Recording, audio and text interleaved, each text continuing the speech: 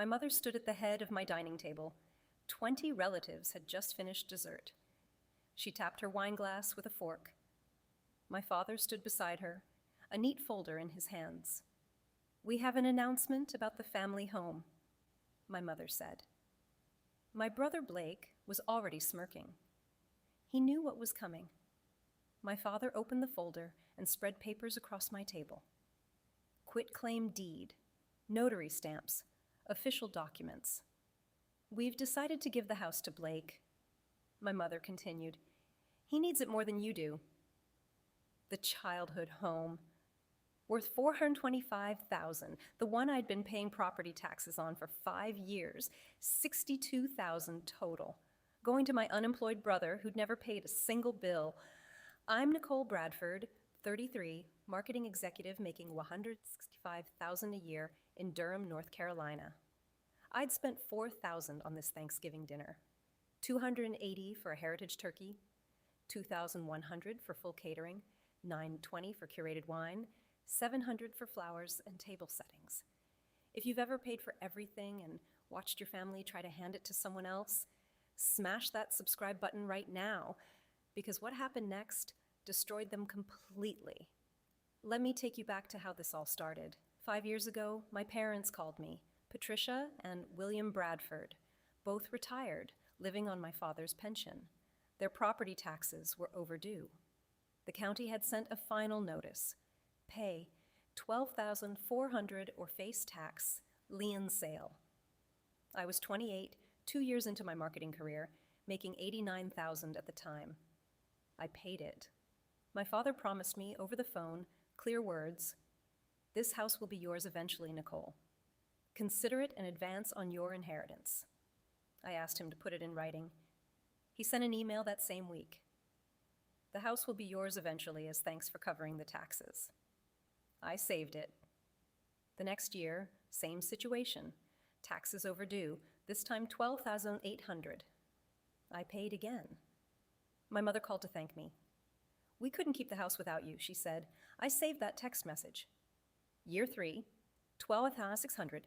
Year 4, $12,200. Year 5, $13,000. Every year, same pattern. They'd wait until the final notice, call me, and I'd transfer the money. Total over 5 years, $62,000. Each time they reminded me the house would be mine. Fair exchange. I kept every receipt, every bank statement, every email and text, just in case. Meanwhile, my brother Blake drifted. He dropped out of community college twice. First time computer science, lasted 1 semester. Too much work, he said. Second time general studies, didn't even finish the semester. Classes were boring. He worked retail jobs, never longer than 8 months. Always someone else's fault when he got fired. The manager had it out for him. The schedule was unreasonable. Customers were rude. Blake lived at the family home, rent-free, in my parents' basement. When he was 26, I paid his car insurance. He'd been in an accident, rates spiked, and he couldn't afford coverage. I paid $2,400 a year for 3 years. Total, $7,200. He promised to take over payments when he got steady work. He never got steady work. At 25, Blake came to me with an investment opportunity, a friend's startup, app development, ground floor opportunity. He needed $18,000. I asked for a business plan. He gave me a napkin sketch and a pitch about disrupting the market. I loaned him the money anyway. He's family, I told myself. The startup never launched. The friend disappeared. My $18,000 went with him. Blake said he'd pay me back when his next thing hit. His next thing never came. That same year, Blake's credit card debt hit $13,000. Mostly online shopping, gaming equipment, sneakers, electronics. Collections agencies started calling my parents' house. My mother begged me to help.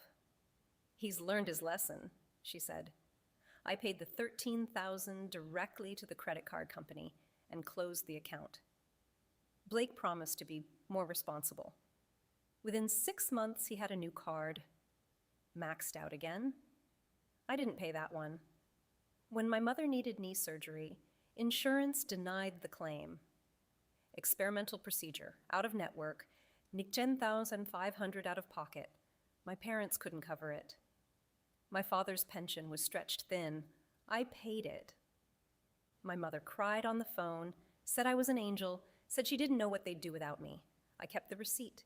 Total over 7 years, 110,000. Property taxes, 62,000. Blake's car insurance, 7,200. Blake's investment loan, 18,000. Blake's credit card debt, 13,000. My mother's surgery, 9,500, plus smaller amounts. Birthday gifts, holiday money, emergency car repairs. I tracked everything, spreadsheet on my laptop, backup in the cloud. My parents praised Blake constantly. He was finding himself, exploring opportunities, building his personal brand. His personal brand was unemployment and excuses. They asked why I couldn't be more understanding, more supportive of my brother's journey. I was supporting him, financially, literally keeping him afloat. But that wasn't the support they meant. They wanted me to believe in him, to think his failures were just detours. I believed in numbers. The numbers said Blake took and never gave back. This Thanksgiving, I hosted at my house. 3-bedroom home in a good Durham neighborhood. Bought it at 29, paid off half the mortgage already. I invited the whole family, 20 people total. My parents, Blake, my Aunt Diane and her daughter Ashley, cousins, second cousins, family friends. I ordered everything, catering from a high-end service.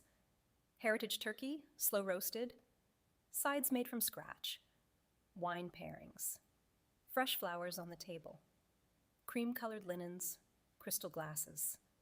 I wanted it perfect, wanted my parents to be proud, wanted them to see what I'd built. Guests arrived at 3, dinner at 5. Everything went smoothly. The turkey was perfect. Guests praised the food and complimented my home. Blake sat at the far end of the table, on his phone most of dinner, barely talking.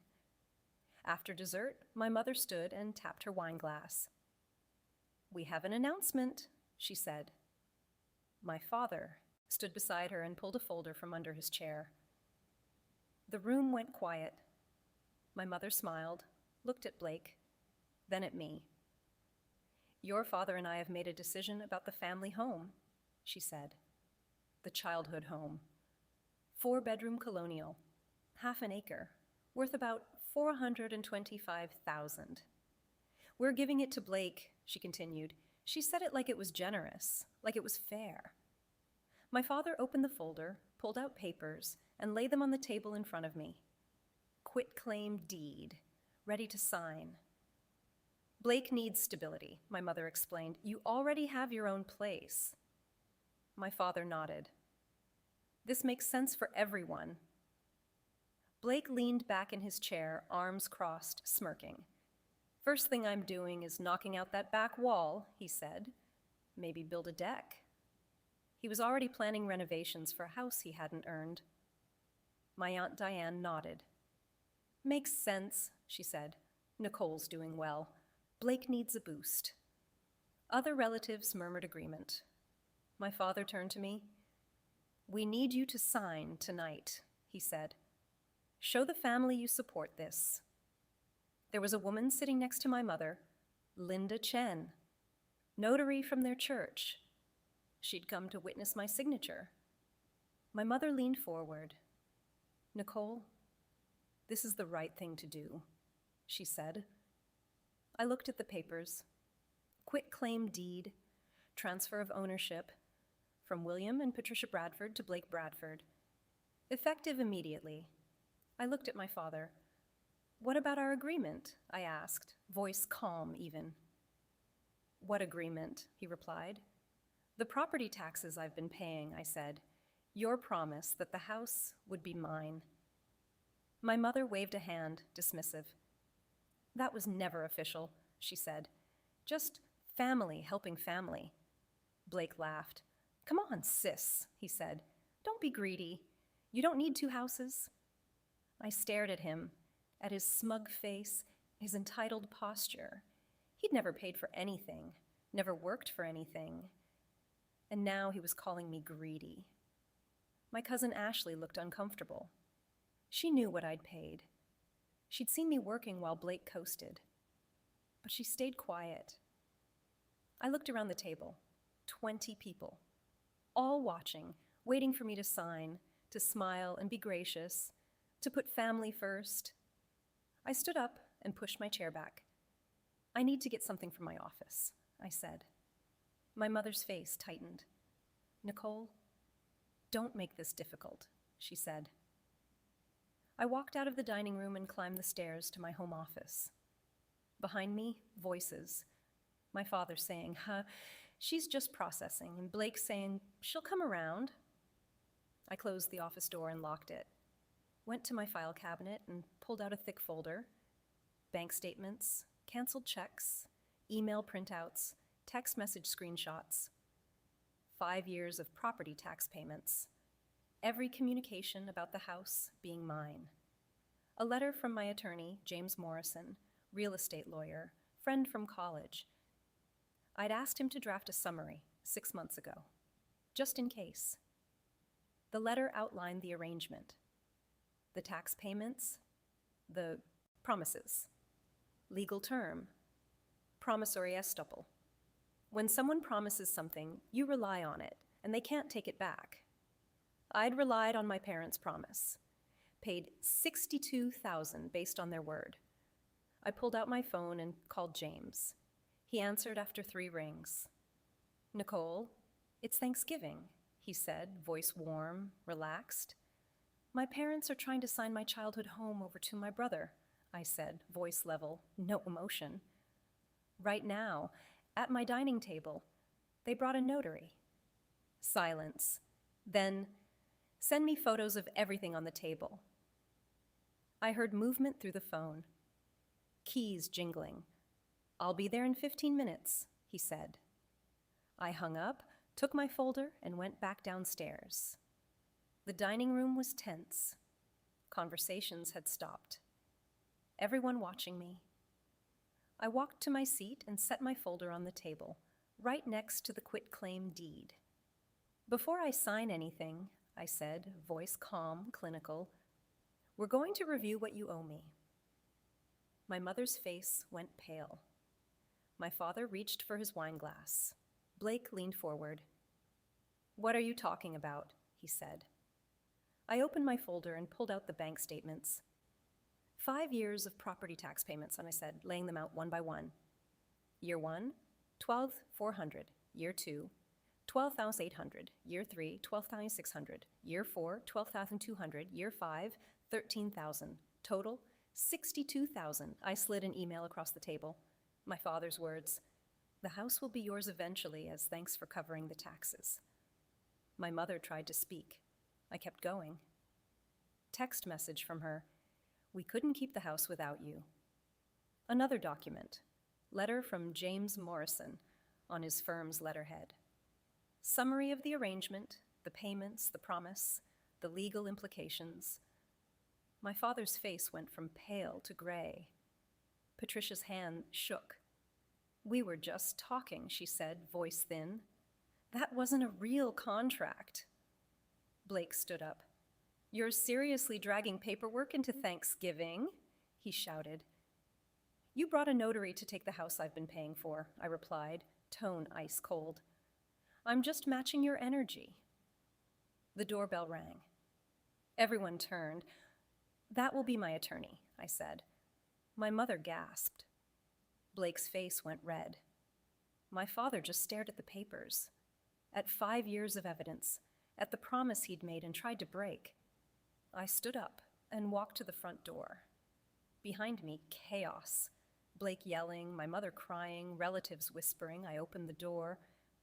James Morrison stood there, suit and tie, briefcase in hand. Happy Thanksgiving, Nicole, he said. I stepped aside and let him in. James Morrison walked into my dining room, suit perfectly pressed, briefcase in hand. 20 pairs of eyes locked on him. "Good evening," he said, voice professional, calm. "I'm James Morrison, Nicole's real estate attorney." My mother's mouth opened. No words came out. Blake was frozen mid-rant. My father set down his wine glass, hand shaking slightly. James pulled out a chair, sat down at my table, and opened his briefcase. I handed him my folder, the thick one. 5 years of documentation. He reviewed it methodically. Bank statements, canceled checks, emails, text messages, each page examined carefully. Then he looked at the quit-claim deed, the one my father had laid out, ready for my signature. He read it completely, every line. The dining room was silent, only the sound of pages turning. Linda Chen, the notary, looked uncomfortable, shifting in her seat. James set down the quit-claim deed and looked at my father. "Mr. Bradford," he said, tone even, professional, "this attempted transfer goes against your written promises to Nicole." My father's jaw tightened. James continued, "For 5 years, Nicole has paid your property taxes, $62,000 total. You promised in writing that the house would be hers in exchange." He pulled out the email, my father's own words. "The house will be yours eventually as thanks for covering the taxes." James set it in the center of the table. "Legally, you've created what's called promissory estoppel," he explained. "You made a promise. She relied on that promise. She paid substantial money based on that promise. The law doesn't let you take it back." My mother found her voice. "We're the parents," she said, sharp, defensive. "We decide who gets the house." James turned to her. "You already decided," he replied, "when you had her pay your taxes. The law sees her as having a real stake in this property now." Blake slammed his hand on the table. Plates rattled. "So a few checks mean she owns the place?" he shouted. I leaned forward, voice cold, controlled. 5 years, I said. $62,000. That's more than 14% of the home's value.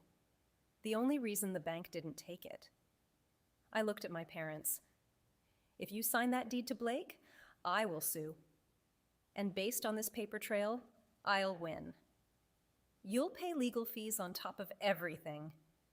My father tried to speak, voice weak. "Let's talk about this privately," he said. "Not in front of everyone."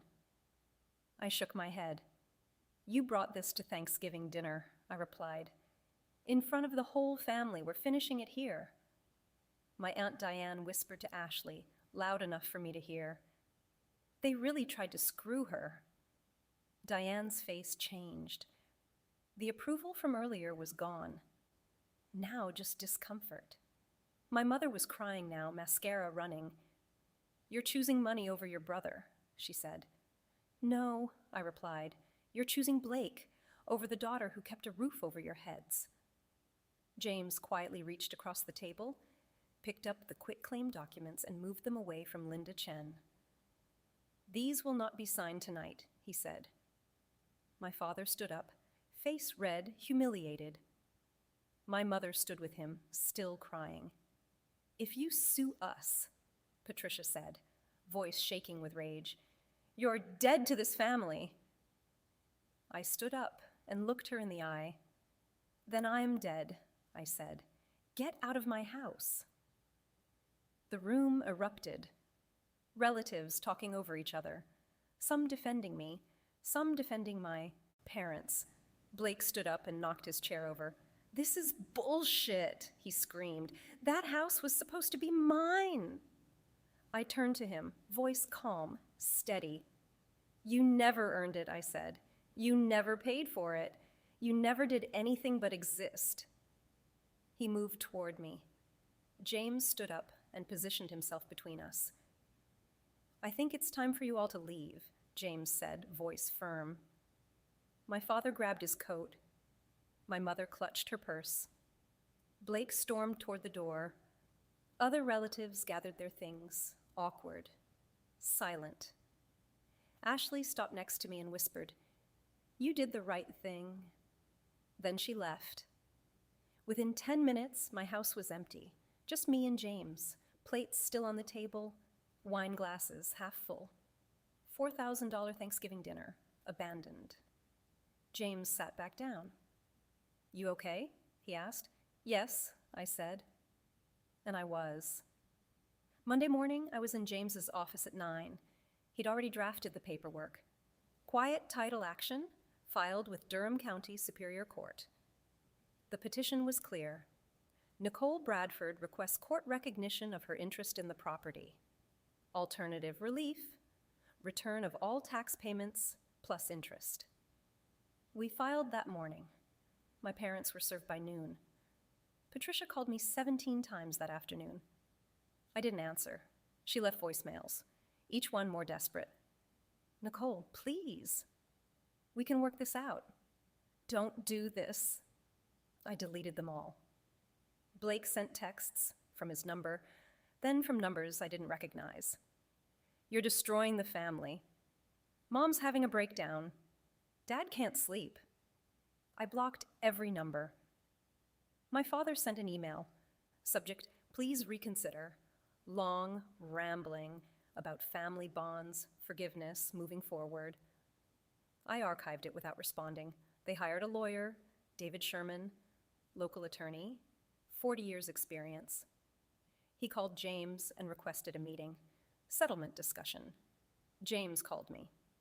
"They want to talk," he said. "What's their offer?" I asked. "They'll pay you back the $62,000, he said.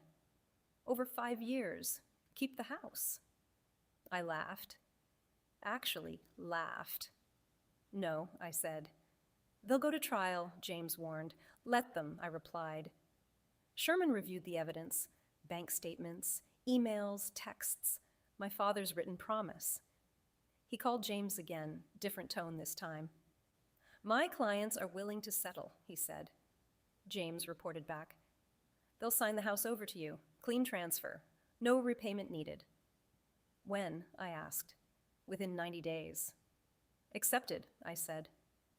The paperwork took 3 months. Court filings, deed transfers, title searches. During that time, my parents tried everything. Patricia showed up at my office. Reception called up. "Your mother is in the lobby," they said. "Tell her I'm unavailable," I replied. "Have security escort her out if she refuses to leave." She left. Williams sent letters, handwritten, mailed to my home. I returned them unopened, marked, "Return to sender." Blake created fake social media accounts, tried to message me. I reported each one and blocked immediately. Aunt Diane called once. "Nicole, they're struggling," she said. "Your father's pension barely covers their bills." "Not my problem," I replied. I hung up.